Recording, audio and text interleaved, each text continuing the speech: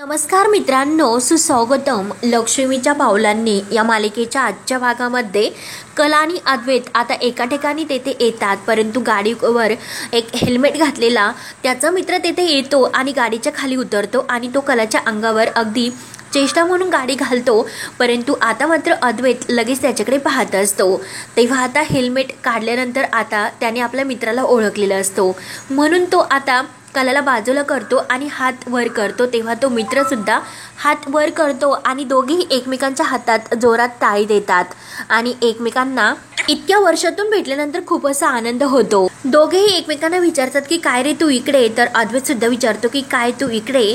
तेव्हा तो मित्र म्हणतो की अरे खरंच मी इकडून जात होतो आणि तू इकडे मला भेटशील असं कधीही मला वाटलंच नव्हतं। दोघेही एकमेकांना बघून इतके खुश होतात, हसतात। तर कला ही चांदेकरकडे पाहत असते आणि मनात म्हणते की चांदेकर असं सुद्धा असू शकतो हे कधी माहितीच नव्हतं। तेव्हा आता अद्वैत आपल्या मित्राला म्हणत असतो की भावा अरे आपला नाद करायचा नाही, कोण आहोत आपण। तेव्हा तो त्याचा मित्र म्हणतो की द अद्वैत चांदेकर, म्हणून कला सुद्धा आता हे म्हणजे ऐकते आणि डोक्याला हात लावून घेते की म्हणजे हे ब्रीद वाक्य आहे, तर हे तेव्हा सुद्धा होतं आणि आता सुद्धा आहे की द ग्रेट अद्वैत चांदेकर। तेव्हा अद्वैत आपल्या मित्राला विचारतो की अरे सांग तू आता इथे कसं काय। तेव्हा त्याचा मित्र म्हणतो की अरे मी तुला शोधतोय आणि काय रे एवढ्या वर्षानंतर तू आता उगवलास। तेव्हा अद्वैत म्हणतो की जुन्या आठवणींचा खजिना खांदायला आलो होतो आणि आता जुना खजिना खांदा खांदा मात्र हा खजिना हाती लागलाय, म्हणजे त्याच्या मित्राकडे बोट करतो। तेव्हा त्याचा मित्र म्हणतो की अरे ह्या रस्त्याने जात होतो, परंतु मला काही वाटलं नाही, परंतु खात्री करून घ्यावी म्हणून, आणि खात्री तर पटली लगेच तुला भाई अरे भेटायला आलो। अरे तू फोन करायचा होता, आपण एकत्रच आलो असतो। तेव्हा मात्र अद्वैत म्हणतो की अरे फोन जरी केला असता तर पुन्हा काय तेच ना,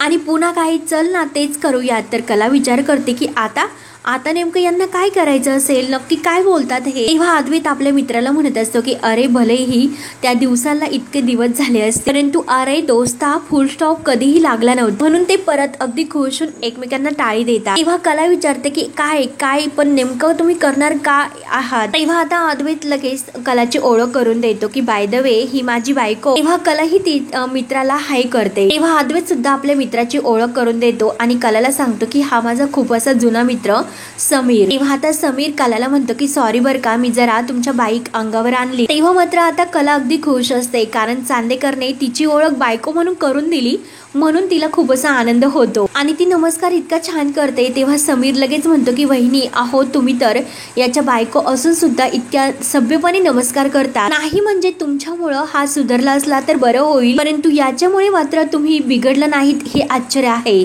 अद्वैत म्हणतो की अरे काय बोलतो, काही कसं बोलतो, देऊ का देऊ मारू। तेव्हा आता समीर म्हणतो की बस अरे पण आता काय करायचं आहे। तर कला विचारते की काय पण काय असं काय करणार आहात आपण। त्यावर आता समीर म्हणतो की वहिनी अहो आम्ही कधी भेटलो आणि प्रँक केलं असं कधीही झालं नाही, प्रँक करणं म्हणजे आमचा टाइमपास नाही तर मैत्रीचा एक संस्कार आहे, संस्कार। तेव्हा अद्वैत म्हणतो की चल मग दाखवून देऊयात ना आपण किती संस्कारी आहात ते। तेव्हा समीर म्हणतो की चल मग, तर अद्वैत म्हणतो की चल सुरू करू लगेच, आणि समोरून एक काका येत आहे असं अद्वैत दाखवतो आणि आता लगेच चल सुरू कर म्हणून आपल्या कानामध्ये हेडफोन घाल, म्हणून अद्वैत लगेच त्यांच्या जवळ येतो आणि येथे शाळा कुठे आहे असे विचारतो।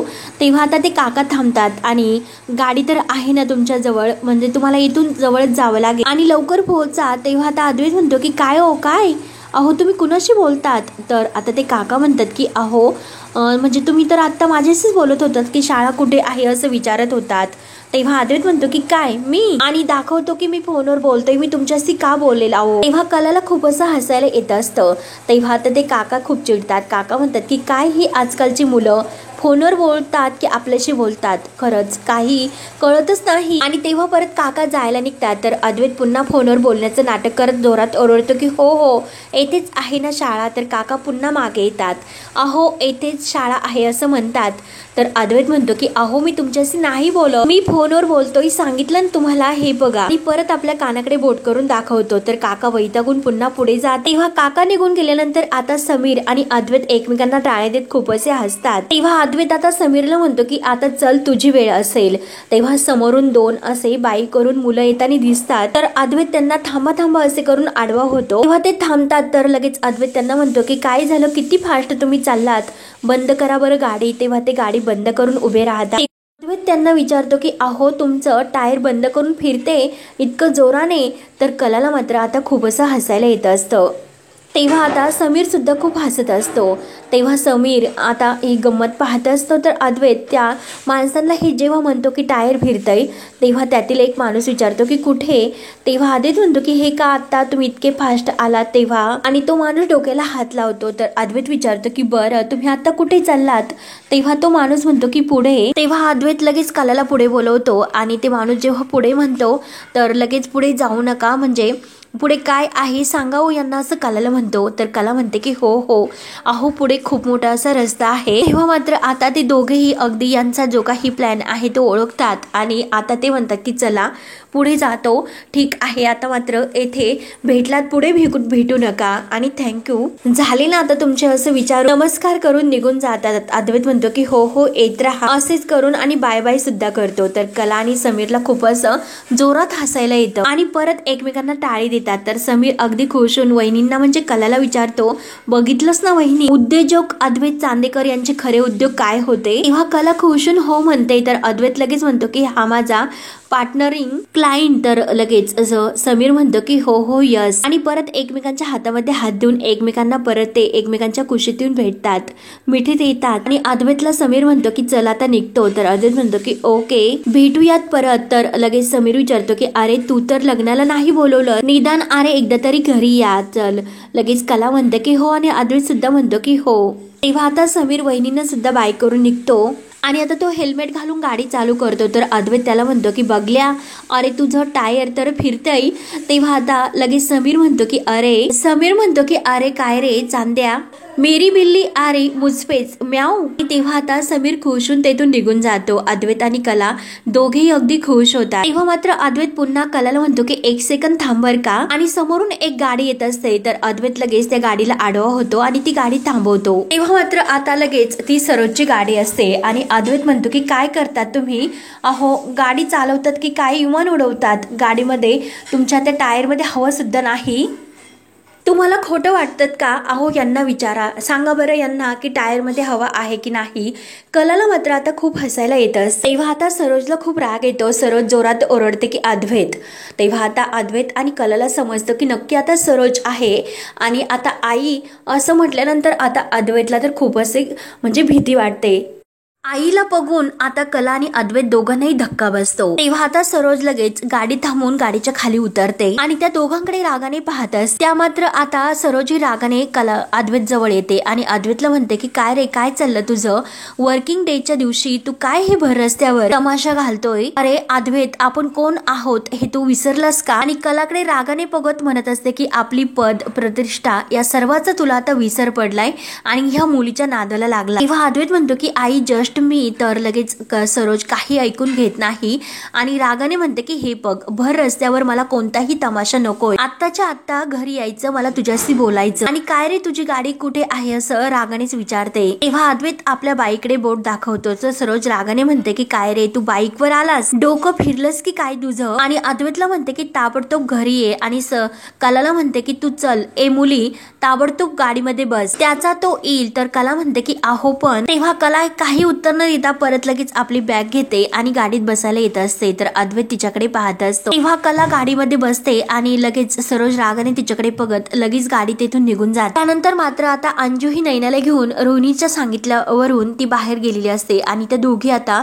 शतपावली करून आतमध्ये येत असतात आणि परत बाहेर अंगणामध्ये त्यांची शतपावली सुरूच असते. आणि तेवढ्यात मात्र आता रोहिणी बाहेर येते आणि रोहिणीला मात्र जे रिपोर्ट तिने पाहिलेले असतात ते डोळ्यासमोर येतात आणि मनात ती नैनाकडे बघत म्हणते आता तुला कळेल की सासू म्हणजे नेमकी काय असतं आणि सासूरवास कसा असतो तो. तेव्हा आता रोहिणी लगेच त्यांच्या जवळ येते आणि झाली का शतपावली असं विचारते आणि अंजूला आतमध्ये जायला सांगते. तेव्हा मात्र आता अंजू आत जाते. तर रोहिणी ही नैनाला म्हणते की तू तर थकली असशील ग, चल ए बरं आतमध्ये चल बरं बस, म्हणून नैनाला अगदी धरून आणि नैनाला घेऊन अगदी हाताला धरून आतमध्ये घेऊन येते. अंजू अंजू अगं नैनासाठी पाणी घेऊन ये. आणि नैनाला विचारते की तू तर बरी आहेस ना. आणि आता नैनाला अगदी खाली बसायला सांगते, तिला पाणी देते. नैना अगं थंबली असतील तू म्हणून खूप असं पुढे पुढे करत असते अगदी गोड बोलून. तेव्हा संगीता धावतच येते. संगीता म्हणते की काय ग नैना, काय झालं, बरी आहेस ना तू. तेव्हा रोहिणी म्हणते की नाही हो, अहो ऑफ करून ती दमली असेल. आणि तुम्हाला माहितीच आहे ना की अशा अवस्थेमध्ये कसं असं अखडल्यासारखं सुद्धा होतं. जरा ऑफ केलं तर सुटसुटीत वाटतं म्हणून जरा. तेव्हा मात्र आता रोहिणी इतकं प्रेमाने वागते हे बघून संगीता तर खूप खुश होते. संगीता मनात म्हणत असते की खरंच रोहिणी मॅडम एक सासू आहे तरी सुद्धा माझ्या नैनीशी किती असं प्रेमाने वागतात. मग असं वाटलंच होतं की एकदा सासरच्यांना बाळाची चाहूल लागल्यानंतर सासरच्यांच्या मनामध्ये कितीही असा राग असला तरी सुद्धा तो राग विरघळतो आणि शेवटी त्यांच्याच मुलाचा वंश आहे तो बरं झालं म्हणजे निदान तरी त्यांच्याशी अगदी काही समजत जुळून आलं. म्हणून आता संगीता ही नैनाकडे बघून खूप खुश होते. कलाचं सुद्धा जर असं असतं तर खरंच खूप बरं झालं असतं. म्हणून संगीता आता देवी आईला हात जोडते. आणि तेवढ्यात मात्र राहुल धावतच मम्मा मम्मा असं करत येतो. तर लगेच राहुल हा सर्वांसमोर रोहिणीला विचारतो की अगं मम्मा काय झालं, तू इतक्या अर्जंटली बोलावून घेतलं. तेव्हा मात्र आता रोहिणी म्हणते की अरे धीर धर ना, अरे राहुल जरा आरामात. तेव्हा राहुल म्हणतो की मम्मा अगं तूच तर म्हटली होती की लवकरात लवकर तू इकडे ये म्हणून. तेव्हा आता रोहिणी म्हणते की हो अरे मीच म्हटले, परंतु नंतर बोलूयात. अरे आता नैनाविषयी बोलणं सुरू आहे, आपण नंतर बोलू हो की नाही, असं मुद्दाम आता हसून खेळून बोलण्याचं नाटक ती सुरू करते. आणि तेवढ्याच सरोज रागरागाने आतमध्ये येते. तर अद्वैत हा सरोजला आई आई माझं ऐकून तरी घे असं म्हणत असते, परंतु सरोज काही ऐकायला तयार नसते. आणि ती अद्वैतला म्हणत असते की एकही शब्द तू बोलू नकोस. अद्वैत म्हणतो की अगं आई ऐकून तरी घे माझं. तेव्हा आता सरोज म्हणते की अरे काय ऐकून घ्यायचं, रस्त्यात जो काही मूर्खपणा सुरू होता त्याविषयी ऐकून घ्यायचं का. तेव्हा आता सरोज खूप अशी चिडलेली असते. तर अद्वैत लगेच म्हणतो की सॉरी आई चुकलं माझं. तेव्हा आता सरोज रागाने म्हणते की नव्याने काही सांगायची काही गरज तर नाहीच मला, कारण चूक तर झालेली आहे. आपलं पद प्रतिष्ठा सगळं काही विसरू तू वागत होता, अगदी वेड्यासारखा तू वागत होता रस्त्यावर. अरे इला तर काही स्टँडर्ड नाही असे कलाला म्हणते. आणि तुला तर आहे ना थोडीशी फार अक्कल, तुला तरी क्लास आहे ना. तेव्हा आता कला पुढे येते. कला लगेच म्हणते की काय हो सरोज मॅडम, अहो क्लासचा मुद्दा आता इथे कुठून आला. चांदेकर किती खुश होता, केवढा आनंदी होता, ते नाही का दिसलं तुम्हाला, ते महत्वाचं नाही का. अहो काही काळासाठी का होईना परंतु तो विसरला होता की तो अद्वैत चांदेकर आहे म्हणून. सरोजला आणखीन राग येतो. सरोज रागाने म्हणते की त्याने तर विसरायची गरज सुद्धा नाही की तो अद्वैत चांदेकर आहे म्हणून, कारण कोल्हापूर मधील सगळी काही लोक त्याला ओळखतात आणि आमची सुद्धा एकच प्रतिष्ठा आहे. अंगावरचे कपडे उतरवता येतात तर तशी प्रतिष्ठा ही उतरवता येत नाही हे लक्षात असून दे. आणि कलाला रागाने हिच्याशी तर काही बोलून उपयोगच नाही, हिला कोणतंही बोललं तरी हिच्याशी बोलून काही उपयोग तर होतच नाही. हिला तर क्लासच नाही मुळातच. तेव्हा आता कलाला वाईट वाटतं. कला म्हणते की सरोज मॅडम तुम्हाला तसं वाटत असेल परंतु मला तुमचं म्हणणं नाही पटत. तेव्हा आता संगीता सुद्धा तेथेच असते आणि संगीताला आता हे सर्व ऐकून खूप असं वाईट वाटत असतं. आणि रोहिणीला मात्र आता हे सर्व ऐकून आणखीन आनंद होत असतो. तेव्हा रागाने सरोज आता कलाला म्हणत असते की तुझ्या वाटण्या किंवा न वाटण्याने संबंध येतच कुठे, मी तुझ्याशी तर काही बोलतच नाही, मुळातच मी माझ्या मुलाशी बोलते. आणि अद्वैत जरा तू भानावर ये, आपली एक इमेज आहे आणि ती इमेज मात्र अशी सहजासहजी इतके मागे टाकता येत नाही. म्हणून आता सरोज अद्वैतला देतं असं फिरताना खूप अशी भडकलेली असते. अद्वैत मात्र आता काही एक शब्द न बोलता फक्त उभा असतो आणि ऐकत असतो. सरोज रागाने म्हणत असते की जर तसं झालं तर सगळ्याच गोष्टीवर खूप मोठा असा परिणाम होईल, त्यामुळे आपल्या इमेजला काळीमा फासेल असं काहीतरी वागू नको आणि कृपा करून तसं वागू नको ही पुन्हा एकदा मी तुला सांगते. आणि हे जे काही मिडल क्लास झापडं आहे ते जरा बाजूला काढ आणि आपल्या स्टँडर्डनी वागायला शिक जरा, असे कलाकडे सुद्धा बोट दाखवत म्हणजे टोमणं मारत तिला अद्वैतला सांगत असते. आणि अद्वैतला रागाने विचारते की मी तुला काय सांगते हे समजतंस का. तेव्हा आता हे सर्व काही तेथे राहुल, रोहिणी, संगीता आणि नैना हे सर्व काही ऐकत असतात. तेव्हा आता या सर्वांचं ऐकल्यानंतर रोहिणी मनात म्हणत असते की खरंच नक्की काहीतरी असा इंटरेस्टिंग ड्रामा झालेला दिसतोय. परंतु आता मात्र जो काही सीन तर घडला, परंतु या सीन पेक्षा सुद्धा माझ्याकडे जो काही सीन आहे तर मात्र आता आता त्याचंच पारड जास्त जड असणार आहे. तेव्हा आता सरोज या दोघांकडे रागाने पाहत निघून जाते. तेव्हा आता रोहिणी लगेच मुद्दाम उठते आणि काय चाललं या घरामध्ये हे सर्व, प्लीज प्लीज जरा शांतता राहून द्या. आणि हे बघा नैना तर प्रेग्नेंट आहे, घरातील वातावरण हे पॉझिटिव्ह असायला हवं. एकतर नैनाचे दिवस सुद्धा भरत चाललेत, परंतु आता रोहिणी हे सर्व काही बोलत असते, कारण ते पण नैनाला मुद्दाम, कारण नैनाच्या प्रेग्नेन्सीचं सत्य हे तिला समजलेलं असतं. आणि नैना तर आता खूप घाबरते की रोहिणी म्हणजे असं का बोलत असते. आणि राहुल सुद्धा विचार करतो की मम्माला काय झालं, मम्मा का असे उलट बोलत असे. तेव्हा आता रोहिणी नैनाला म्हणते की नैना अगं तुला हे सर्व सहन होणार नाही, हो की नाही. तेव्हा नैना फक्त हो म्हणून बाण डोलावते. तेव्हा आता रोहिणी नैनाला हाताला धरते आणि जाऊन दे, तू इथलं सर्व काही सोडून दे, विचार करू नकोस, चल बरं तुझ्या रूम मध्ये तू. आणि आता ती नैनाच्या हाताला धरते आणि राहुलला म्हणते की राहुल तू सुद्धा ये. म्हणून रोहिणी आता अगदी नैनाशी अगदी इतकं गोड वागत असते आणि तिला हाताला धरून तिला रूम मध्ये घेऊन जात असते. आणि अगं आरामात, अगदी टेन्शन घेऊ नको, ह्या गोष्टी घडतच असतात, हो की नाही, संगीताला असं विचारते. परंतु संगीताला आता रोहिणी नैनाशी इतकं छान वागते आणि राहुल सुद्धा हे बघून खूप असा आनंद वाटत असतो. संगीता अगदी खुश होते आणि अद्वैत जवळ येते. अद्वैतला विचारते की अद्वैतराव तुम्हाला कॉपी करून घेऊन येऊ का, तुम्हाला थोडीशी तरतरी तरी येईल. परंतु अद्वैत म्हणतो की नाही नको, आणि तो कलाकडे रागाने पाहतस. तेव्हा आता कला म्हणते की आई मी आलेच. तर संगीता म्हणते की कला अगं. संगीता ह्या दोघांकडे बघून डोक्याला हात लावून घेते की नक्की यांचं काय चाललं.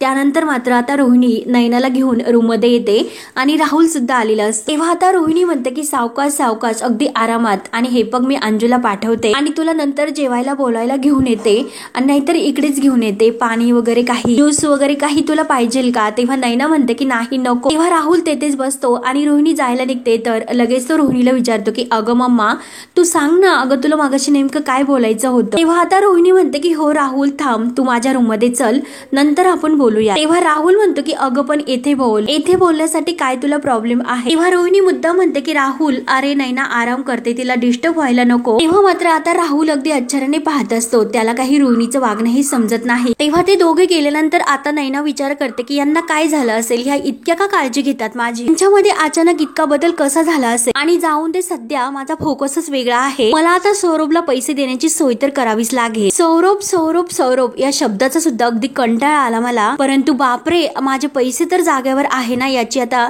लगेच तिला आठवण होते. म्हणून ती पैसे बघण्यासाठी कपाटाजवळ येते. म्हणून ती लगेच सौरभला अगोदर कॉल करते आणि सौरभला कॉल करून सांगते की मी थोड्या वेळापूर्वी पैसे घेऊन येते, तू मात्र काही असं टेन्शन घेऊ नकोस, लगेच येते मी, ओके बाय करून लगेच फोन ठेवते. त्यानंतर आता अद्वैत हा रूम मध्ये आल्यानंतर खूप असा चिडलेला असतो आणि कला ही त्याच्या पाठीमागे येते आणि असं अद्वैतशी बोलायला सुरुवात करणार, तोच लगेच अद्वैत तिच्यावर चिडतो. तुझ्यामुळे आई माझ्यावर आज इतकी चिडली, असे रागाने तो कलाला म्हणतो. मी तुझ्याबरोबर तिकडे आलो होतो, हे आईला अजिबात आवडलेलं नाही, हे सगळं काही झालं ते तुझ्यामुळे झालं आणि तुझ्यामुळे पुन्हा एकदा आपल्या घरातील वातावरण बिघडलं. त्यावर आता कला म्हणते की एक मिनिट, तुला कुणावर तरी खापर फोडायचं म्हणून तो सर्व काही मला बोलतो, आणि काय रे तूच तर यायला निघला होता, तुला मज्जा तर येत नव्हती का. तेव्हा अद्वैत म्हणतो की हो हो भलेही मला मज्जा येत असेल, पण तुला नेमकं काय गरज होती ही सर्व हट्ट करण्याची. तेव्हाचा अद्वैत चांदेकर आणि आत्ताचा अद्वैत चांदेकर हे बघ, जमीन आसमानचा या दोघात फरक आहे. आणि आता आई जे म्हटली ना ते अगदी बरोबरच आहे. मी तर असं वागायला नकोच होतं, परंतु तू सुद्धा कशासाठी हट्ट केला होता, नको तो कशासाठी. तुम्हाला म्हटली होती की मला त्या ठिकाणी जायचं की ज्या ठिकाणी बिझनेसमन अद्वैत चांदेकर नाही, तर फक्त अद्वैत चांदेकर जात होता. जेव्हा मी तुझ्याकडे काहीतरी मागितले होते आणि त्यावेळेस मात्र मी काय मागितले होते तुझ्याकडे, कोणता हट्ट केला होता, फक्त छान तुम्हाला जेवायला दे, फक्त इतकंच मी तुला सांगितलं होतं. इतकी साधी आणि सोपी माझी अपेक्षा होती आणि तू तर काय असा हट्ट मागितला माझ्याकडे. तू काय केलंस की त्या ठिकाणी जायचं, कशासाठी, मग कशासाठी तू इतके उद्योग केले होते. तेव्हा कला त्याला म्हणत असते की ऐक ना, आणि तेवढ्यात अद्वैतच्या मोबाईलवर एक कॉल येतो. तेव्हा अद्वैत तिला म्हणतो की एक सेकंद, आणि तो फोन घेऊन हॅलो करत बाहेर बोलण्यासाठी निघून जातो. तेव्हा कला म्हणते की काय चांदेकर कसला माणूस आहे हा, आणि खरंच तिथल्या अद्वैत चांदेकरचा या अद्वैत चांदेकरशी खरंच काही एक संबंध नाही. त्यामुळे या दोघांची मात्र एकमेकांना ओळख करून द्यायला हवी, पण ते मात्र खूप कठीण आहे. परंतु मी तर आहे ना, मी नक्की ते करून दाखवेल. त्यानंतर आता इकडे रोहिणीने राहुलला रूम मध्ये बोलावून घेतलेले असते आणि जे काही नयनाचे प्रेग्नेन्सीचे रिपोर्ट आहे खरे ते आता राहुलला दाखवलेले असतात. राहुलला मात्र आता हे रिपोर्ट बघितल्यानंतर एक धक्काच बसतो. राहुल म्हणतो की मॉम नेमकं हे काय, आणि तो लगेच रागाने म्हणजे रोहिणीला विचारतो की ही नैना प्रेग्नेंट नाही. तेव्हा रोहिणी सुद्धा रागाने नाही असं म्हणते. तेव्हा राहुल विचारतो की पण असं कसं. तेव्हा रोहिणी म्हणते की अरे असं कसं म्हणजे काय, तिने तर चांगलं आपल्याला नाचवलंय. अरे तुला तर वाटलं होतं की तू लग्न अगोदर तिचा वापर करून तिला घरात न येऊन देऊन अद्वैतला तुला अद्दल घडायची होती असं, राईट ना. पण नाही अरे राहुल, तीच अगदी तुला सवाशेर बनून तिने तुझा वापर करून घेतला. अरे नुसता वापर नाही केला तर तिने तुला असं इतकं यात अडकवलं, असं त्यात अडकवलं की दुसरं काही तू करू शकत नव्हताच. तेव्हा राहुल म्हणतो की मम्मा मी तेव्हा सुद्धा हेच सांगत होतो तुम्हाला की माझ्याकडून कोणतीही अशी चूक घडलेली नाही म्हणून. तेव्हा तर कोणीच माझ्यावर विश्वास ठेवला नाही. तर रोहिणी सुद्धा खूप भडकते. अरे राहुल, तुझ्यावर कोण कशाला विश्वास ठेवे, तू त्या लायकीचा तरी आहे का ज्या मुलीसोबत तू महिना राहिला, मग तुला एवढा सुद्धा अंदाज नाही आला का ती प्रेग्नेंट नाही म्हणून. तेव्हा राहुल म्हणतो की मम्मा मला मान्य आहे माझी खूप मोठी चूक झाली, मी त्याकडे दुर्लक्ष केलं. मग मम्मा तूच विचार कर की किती चॅप्टर आहे, किती आतल्या गाठीची आहे, ती आपल्याला फसू शकते, सगळ्यांना फसू शकते, म्हणजे मला सुद्धा एकट्याला ती फसू शकते. त्यावर आता रोहिणी सुद्धा भडकूनच म्हणत असते अरे ती बायको आहे तुझी, मग ती खोटं बोल लावते, हे एकत्र रूम मध्ये असताना तुला का कळले नाही. तेव्हा आता राहुल खाली मान घालतो आणि म्हणतो की मम्मा खरं तर प्रेग्नेन्सी नंतर तिने मला जवळ सुद्धा येऊन नाही दिलं. सारखं ना सारखं ती कोणतं तरी कारण काढायची आणि ते सर्व टाळायची, आणि ती सुद्धा प्रेग्नेंट होती म्हणून मी सुद्धा तिला काहीच असं बोललो नाही. पण मम्मा अगं तिने तर मला सोनोग्राफीची सीडी सुद्धा दाखवली होती. तेव्हा आता रोहिणी खूपच अशी राहुलवर भडकते. अरे राहुल मूर्खा, तुला थोडीशी तरी अक्कल आहे का. जे काही रिपोर्ट आहे ते अगोदरच जर आपल्या हाती लागले असते तर लगेच राहुल म्हणतो की हो, मग लगेच आपण अगोदरच तिचा गेम केला असता आणि त्या कलाचा सुद्धा. तेव्हा मात्र आता राहुलला पुन्हा एका गोष्टीची आठवण होते. तो मम्माला विचारतो की मम्मा अगं तुला आठवते का लग्नाच्या वेळी मी जेव्हा काही या लग्नाला म्हणजे नकार देत होतो तर तेव्हा ती कलाने पुढाकार घेतला आणि तीच नयनाला प्रेग्नेन्सी टेस्ट साठी घेऊन गेली होती. म्हणजे याचा अर्थ असा आहे की प्रेग्नेन्सीचे जे काही रिपोर्ट आहे तेव्हापासूनच ते रिपोर्ट